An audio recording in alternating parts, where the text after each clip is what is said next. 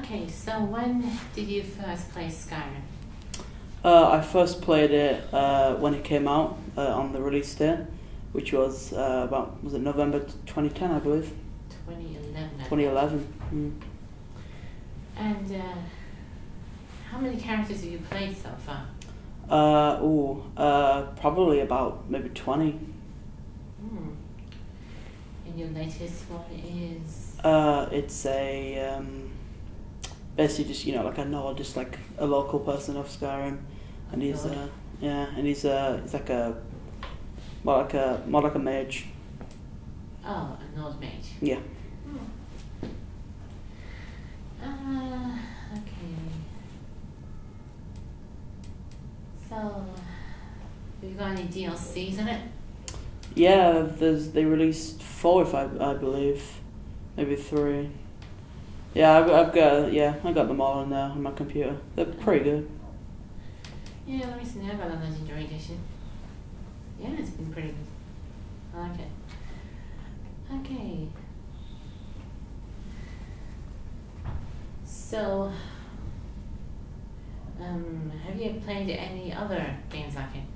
Games like Skyrim? Yeah, obviously Bethesda, the publisher, they made the Fallout series as well, and that's one of my favorite game series. I've played a lot of that. Oh, right. And what about Oblivion? You played that? Yeah, I played it. I still have it on my computer, I believe. It's I played a lot of Oblivion. You play them on computer, do you? Yeah, it's great. Oh, I think of modern as much as you like. Yeah, modern and all sorts. It's brilliant. So, do you think Bethesda has improved since Skyrim and Oblivion? Yeah, I think with the different kind of phases of the console games and different specs on PCs, I think that the different graphical interfaces they have on their games, really up to date. I think they're probably some of the best ones that are out there.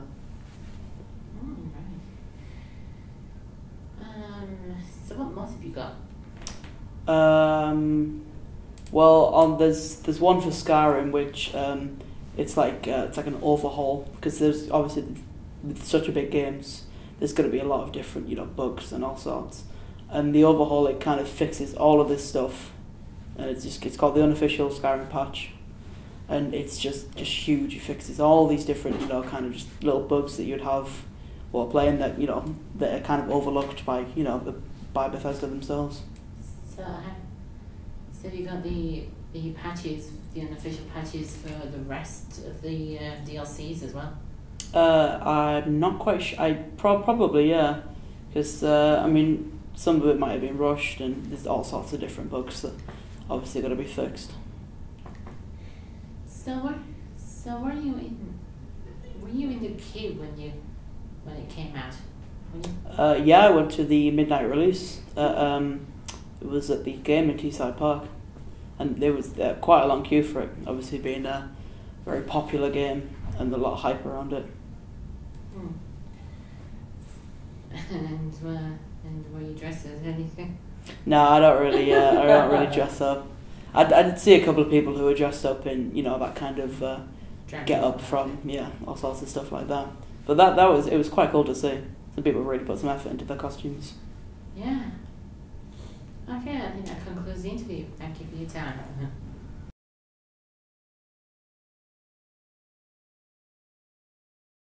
Okay, so I heard you were working in game when the midnight release of Skyrim came out. Is that true? I was. It'll be about November 2011, something like that.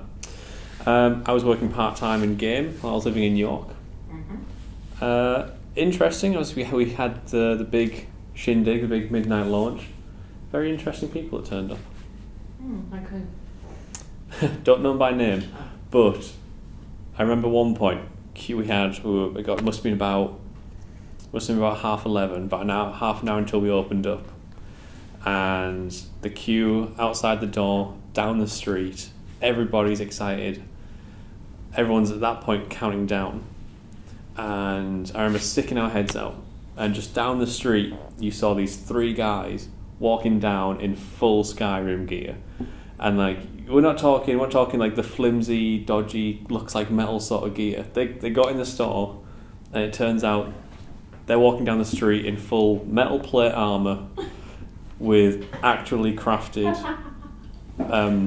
broadswords as well. Oh my god. And you thought, wow, that's good. Well, one thing, it's got to be heavy, but two, dedication. Is that even legal? Probably not. Probably not unless they had an armourer with them.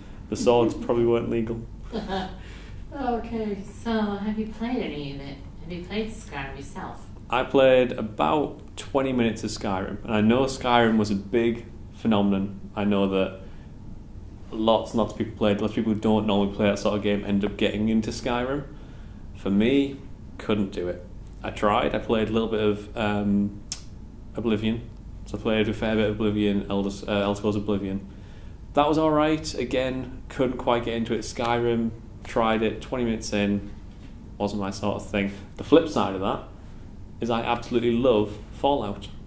Fallout's one of my favourite games, Fallout 3. And I just don't think Bethesda did what I wanted from Skyrim. So, do you think that they improved a lot since Oblivion?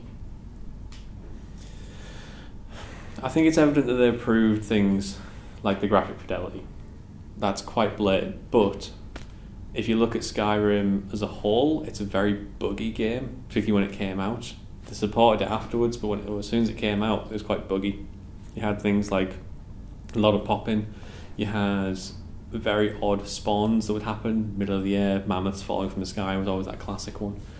And on the one hand, they pushed the boundary, they developed this whole interesting world that wasn't quite apparent in Oblivion, which they really did quite impressively in Skyrim.